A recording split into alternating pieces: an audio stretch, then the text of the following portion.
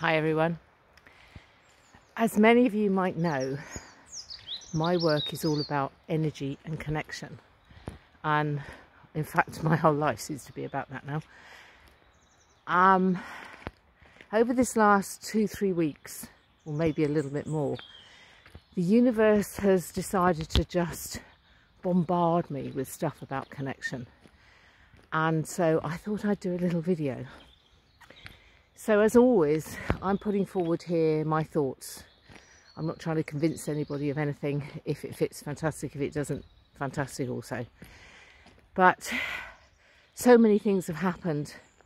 New information, people ringing me up out of the blue, complete strangers, and there being that instant connection. I thought, no, I've got to delve into this. So here we go. For me, everything is connected and everything is energy. And now there is physics coming out proving that point. Proving how we're all part of the universe and we carry the universe within. And if you want to find out any more about that, there's a guy called Nassim Haramein. The Wisdom of the Universe is his, is the first video that I watched. I have to say I've watched several more of his now. So yeah, it's fantastic as a scientist, you know, brain-wise thinking to get that knowledge. But then there was a beautiful quote that I saw which says, spirituality is what science has yet to discover, in the sense that a lot of the ancient religions, texts, beliefs were all about connection, were all about the information is there. And now we're having the physics to prove that point. So sort of that's where my great excitement has been in the last couple of weeks, because it's, yes, there's some science coming through that I can get my teeth into on a very, you know, low level, obviously. But I thought, first of all, I shall tell you a tale of what happened to me about, I don't know, 10, 15 years ago, where not long after I started this journey into whatever it is. And I cannot deny what I felt and what I experienced. And the experience now is as fresh as if it happened yesterday, not 15 years ago. So a friend of mine recommended a book called The Journey by Brandon Bayes. And it was a book, sort of a self-help book, whereby you can try and resolve emotional blocks within you without help from anybody else, basically. And it's the story of this lady, Brandon Bayes, who was very spiritual, very open to energetic medicine, etc. And she discovered she'd had a tumour in her womb, which I believe was the size of a melon. And the doctors immediately said, right, you've got to have it removed. And she bargained with them and said, give me 4 weeks to try and sort it out myself. And of course they thought that wasn't going to happen. But anyway, she went on a quest then. And as part of her quest, she came across, I believe it was a lady, who gave her this, I'm not going to say system, but something to do, a practice to do, which might help relieve the emotion that was causing the tumour. And it basically was, you think of all the moments of stress that you've had in your life with particular people, and with each one individually, you sit them round a fire, you talk the stress out, you come to resolution, you forgive the other person, and then basically you drop down, was the way she described it, to the next fire, and you do the same again. Now, by all means, please go and read the book. Don't quote me on this, because it is 15 years ago. And the other thing was that, me being me, once I read her experience, I jumped straight in and tried to do it, and I didn't read the instructions at the end of the book. But anyway, that's another story again. So yes, so this is what she basically did. And then after she'd sort of resolved the last conflict she could think of, she basically said she came to a black hole, which she knew she had to go into, but she was very, very afraid to do so. But she did. Now, I can't remember what actually happened to her. All I know was she came out the other side and she was still alive. So that was, you know, all good. So when I did it, I can remember there were sort of 3 or 4 fires sitting by them doing them, and some were quite trivial from what I can remember, you know, the things that I was trying to resolve, you know, trivial in the sense, but obviously they meant a lot to me. So anyway, then I get to the black hole and I think, well, she did it, come on boys. So I literally dive straight into the black hole. And the next bit is where the magic happened, because I was floating outside the back of my house, okay, at a level of like the bedroom windows, and I was facing south. I immediately knew I was connected to everything, to the trees, to the floor, to the house, to everything. I was part of everything. There was no barrier, there was distance, didn't exist. It was totally amazing. And I knew that, you know, I was facing south, so I knew that if I stretched my hand to my right hand out, that was west, I could touch America. My left hand east, I could touch China. I was part of it all. Don't know how long that lasted for. It could have been 5 seconds, it could have been 5 minutes, I can't tell you. But all I know was that I was doing a conscious process. I wasn't dreaming. I was working my way through a conscious process, and that happened. And that was my experience. I've never ever forgotten that, and I can visualize it in my brain right now, exactly where I was, exactly what I was looking at, the trees in front of me, feeling this, feeling that. So for me, it's the truth. My experience is my truth. So I think that's when I have this major, oh my goodness, we are all connected. And my work has sort of continued from there. But the connection part was always there, but now it's come to the front, the forefront of everything, because I realise how fundamental and important it is. So I look back, and I've mentioned this in a talk not so long ago, but if you look at the ancient cultures that still exist around the world, the Aboriginal cultures in all of the continents, there you will find true connection, because they are connected to the natural world in a way like we've forgotten completely, so that they know which plants to pick because they speak to the plants. They know where to go and hunt because they speak to the prey animal, and the prey animal makes that agreement, you know, I shall be yours, basically.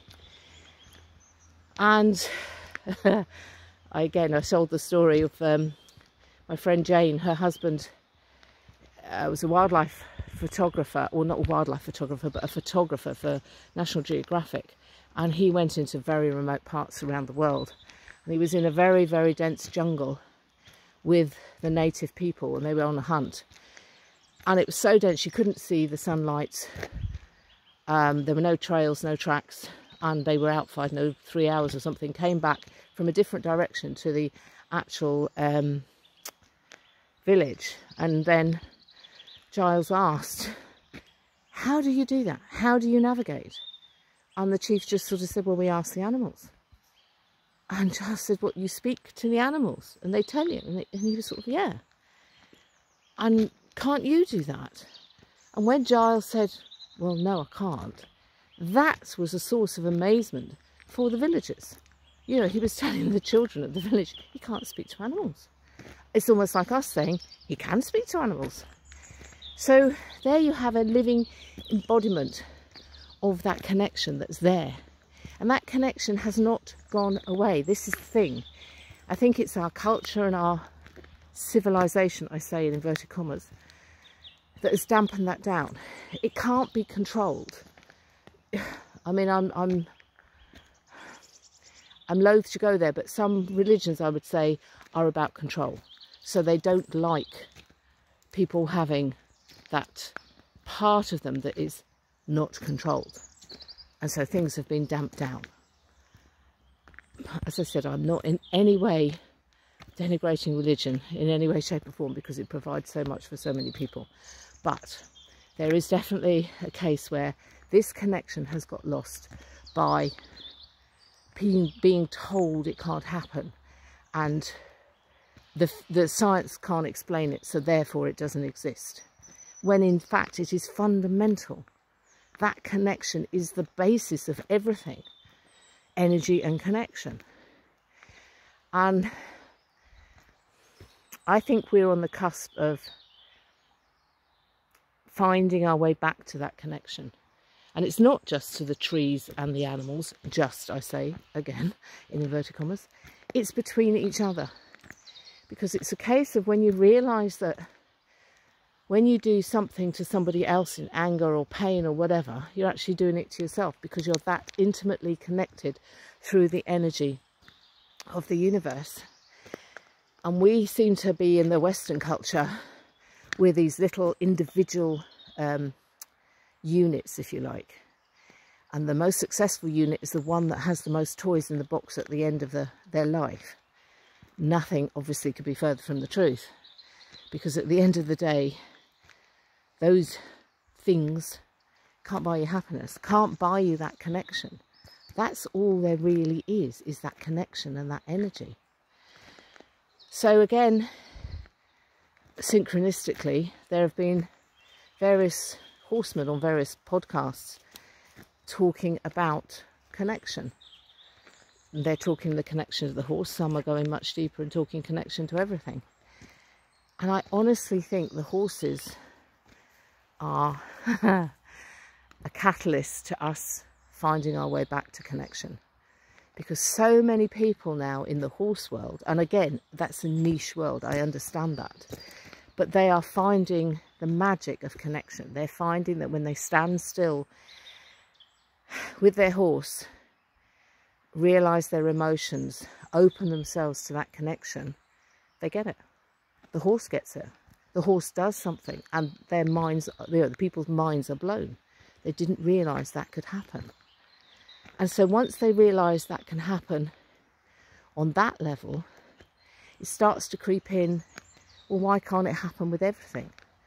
How is it just the horse we're connected to? We're not. We're connected to each other in exactly the same way. And that's where I did a little video a couple of years ago, I think it is now, about sitting in gratitude and putting, because when you do that, that energy is what you radiate. That's the information coming off you. And that's what the other people are picking up. Even if they don't know it, they're still picking it up. So when we sit in a place of joy and abundance, happiness, peace, any and all of those, that's what our frequency is. That's what the vibration, that's what our energetic signature is. And so people pick it up.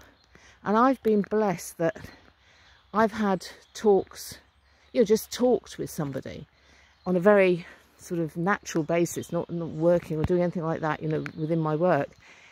And they've at the end said, oh, I feel so much more relaxed. I feel so happy. To the extent, and this was such a magical happening. I think it was 2015. I was in London and I was attending it was like a refreshing seminar from one of the modalities that I studied. Refresher seminar, and it was sort of, if you have to come to this or you can't practice as one of our practitioners anymore. And I was in 2 minds, but I thought, no, I'm going to go open mind, let's see. And did the course, made my mind up this was not the way I needed to go. And that was one of the moments of transformation when I stepped into point of balance as opposed to being a practitioner of. So it was quite fundamental. But on the way back, it was the morning I was travelling back. So I was staying with a friend in London and I decided to be lazy because it was raining and get a taxi to Euston instead of taking the tube, which involved a bit of a walk. And this taxi drew up and I just chose to sit in the front, as I always do, and we started talking. Oh my goodness, it was amazing. His name was Rimi. He was from Albania. He lived in Harrow, which is where I'd gone to school. He talked about his work, and then he talked about Albania, and he said how every passenger he had, if he could, he told them the merits of his country in the hope that they might actually go and stay there. And we talked about fresh tomatoes. We talked about how chickens cockle when they have laid an egg, and laughed. And he said in Albania they say the chicken is calling the fox in, which was exactly what I was saying. It was like, well, why don't they keep quiet? No, they make this big noise. And we just had a glorious conversation. And he actually put up on his sat-nav his route that he drove down to Albania. And it was like, oh no, please watch the road, not the sat-nav, because that's Albania and this is London. He knew what he was doing. And it was such a shame. I mean, I'd loved him to drive me to Wales, to be quite honest, because it was such a lovely conversation. He was so lovely. Anyway, got out at Euston Station and we hugged each other. It was like we'd known each other for years, and we both felt that amazing energy of connection. It makes me quite emotional because it was just such... It was fundamental. That was what it was all about. And then it got even better because I was sitting waiting for my train and my phone rang. And Remy had got my phone number because when he picked me up, if he couldn't find me, he could ring me to say he was there. And he just rang me to say, I've never had such a wonderful conversation. That's given me such positivity. I feel so happy. And it was completely reciprocal because that's exactly where I was. That's connection. That's what can happen when you sit in that lovely energy, and you just put it out there and the other person picks it up. And it makes the world so much happier. And it makes the world, life so much easier, if you like. So I just think that we are on this cusp of change where we are learning again about this connection, this fundamental part of who we are and what we are. We've lost it. And I mean, the time scale we've lost it is probably extremely small in the scale of the universe and the time of humanity on this planet. And we have an awareness now. This is the difference. Before we maybe didn't know, now we do. And now's the time that we've got a chance to do something about it. The other interesting thing is that there are huge planetary cycles, some 125,000 years long, some 12,000, some 3,000. And the rumour has it,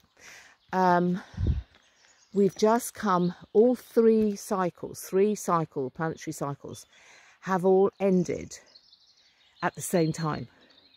And I know Greg Braden talks about this, that we're at a moment of choice.